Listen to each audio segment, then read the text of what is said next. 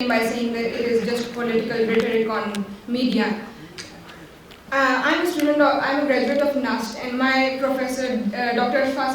Dean and Principal Dr. Hassan Khan, he taught us the whole chapter on debt. He has written articles about it.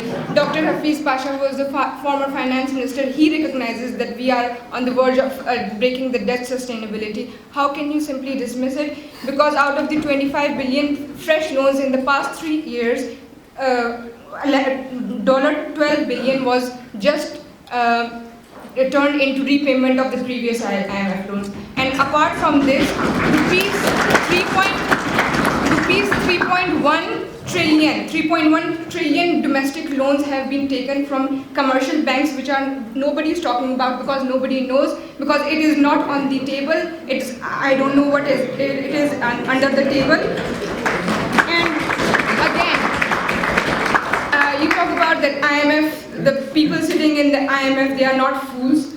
I'm sorry to say that since the creation of Pakistan is in the world most prolonged user of IMF resources. And time and again we have defaulted, but IMF has given concessions because of the geopolitical reasons. And IMF is not an apolitical institution. Due to Pakistan and America's relation, everybody knows that why IMF is time again repeatedly given concessions. And apart from that, the PML government will. PML government. My name is Mohammed Saqib. I'm the Vice President of King's College London Students' Union. I've seen that in the news lately that US might declare Pakistan as a terrorist state. Might be right, might be wrong, but if that happens, how would that impact CPEC? My name is Kanta Azimi. I'm studying MBA at Oxford University. I have a question about education. You said you're going, well, the government is ensuring that you make a university in every district of Pakistan.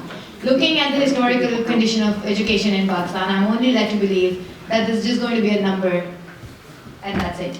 What are you going to do to ensure that what you do in each district of Pakistan is a sustainable measure of improvement in education? Thank you. And sir, my name is Maria. I work for democracy promotion around the world. Now, we talked about democracy. You told all of us that you have to stand with your constituents and you have developed critical thinking skills. You have it in the party.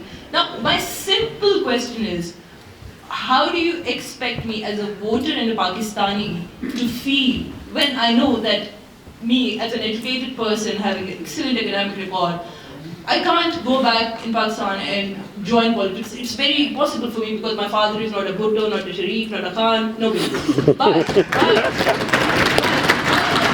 constituency where my MNA from Gujarat, he's an absconder, he is on murder charges. PMLN, the biggest political party of Pakistan, gave him that platform, sir. How do you expect me to feel? I'm good from that constituency. Wow.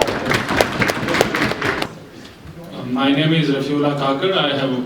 I have many questions about CPEC, but I would just ask one question in the interest of time. A short question. Yes, it's a short question. Without a political settlement of the Baloch insurgency, how can we talk about development in Balochistan, particularly in the context that the previous chief minister tried hard to bring the Baloch insurgents into the mainstream, but since your party's chief minister has assumed the office, repression in Balochistan has increased. Hawkish policies and repressive tactics have increased over the past 2-3 years.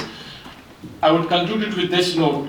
The interest and commitment that your government and the previous government showed in reaching out to the Taliban and Islamic militants, if you only show a fraction of that interest in reaching out to the Baloch insurgents, I think half of Balochistan's problem will be solved.